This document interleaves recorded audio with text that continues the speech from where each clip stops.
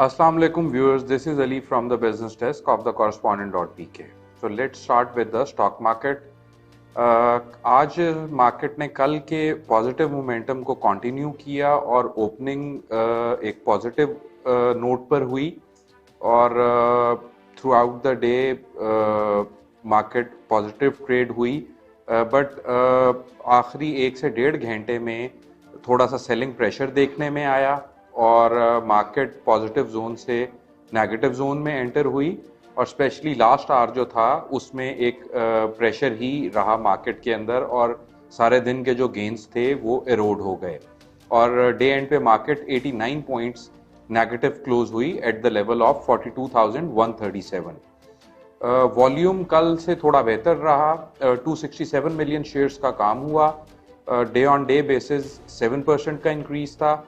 Traded value जो है उसमें 7% का डिक्लाइन देखा गया जो कि 6.28 बिलियन रुपीस रही, जबकि मार्केट कैपिटलाइजेशन में भी 4 अरब रुपए की कमी देखी गई। वॉल्यूम लीडर्स में हेस्कॉल टॉप पर रहा, इसमें 31.4 मिलियन शेयर्स ट्रेड हुए।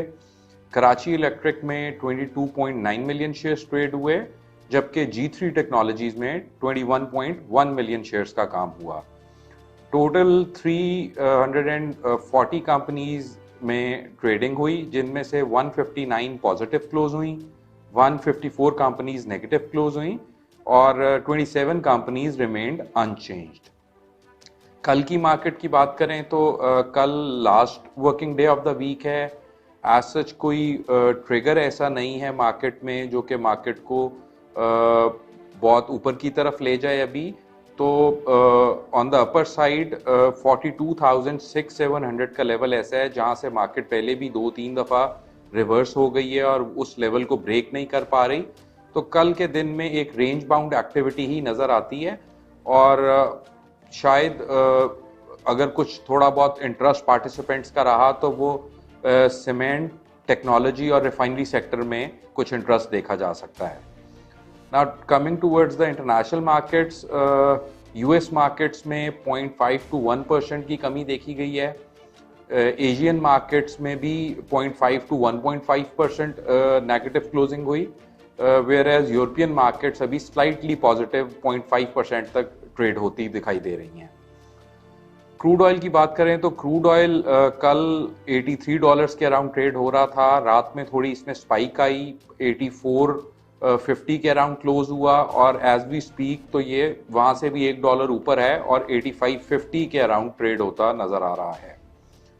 यूएस डॉलर ने आज 7वां मुसलसल दिन था जब स्ट्रेंथ शो की अगेंस्ट पाक रूपी, ऑल्दो एक स्लाइट गेन के साथ यूएस डॉलर क्लोज हुआ, 7 पैसे का इजाफा हुआ यूएस डॉलर में और पाक रूपी 220.95 के ऊपर इंटरबैंक में आज क्लोज हुआ, जबकि ओपन मार्केट में कमी देखी गई। कल 228 से 229 रुपए में ट्रेड हो रहा था, आज ओपन मार्केट 226 के अराउंड ट्रेड होता दिखाई दिया।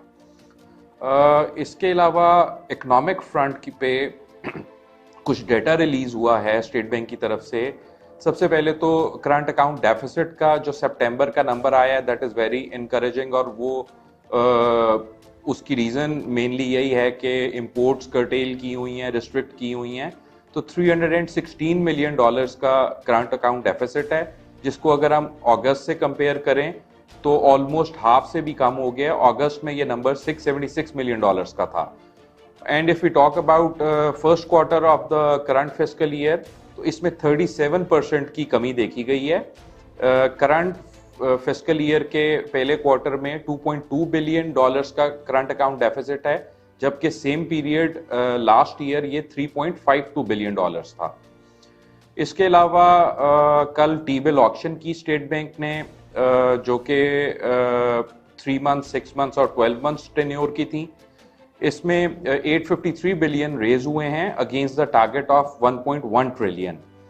3 मंथ्स की जो कट ऑफ यील्ड है उसमें 2 बेसिस पॉइंट की कमी देखी गई और ये 15.72% के ऊपर क्लोज हुई।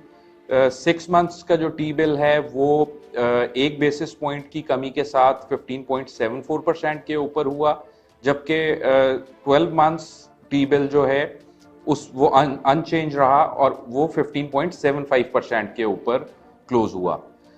इसके अलावा इसहाक डार साहब ने कल कुछ स्टेटमेंट दी हैं। एक तो उन्होंने ये कहा है कि पाकिस्तान जो है रशिया से ऑयल इंपोर्ट करेगा जिस तरह इंडिया इंपोर्ट कर रहा है, और इसके बारे में उन्होंने यूएस को इन्फॉर्म किया है और उन्होंने कोई सच रिजर्वेशन शो नहीं की, जो कि एक पॉजिटिव साइन है, बिकॉज अगर रशिया से ऑयल इंपोर्ट करने जाएंगे तो वो हमें एट चीपर प्राइस मिलेगा। इसके अलावा इसहाक डार साहब ने आईएमएफ रिलेटेड भी स्टेटमेंट दी है कि जो अभी तक की उनकी बातचीत हुई है आईएमएफ से, वो एक पॉजिटिव साइड के ऊपर जा रही है और प्रोग्रेस कर रही है।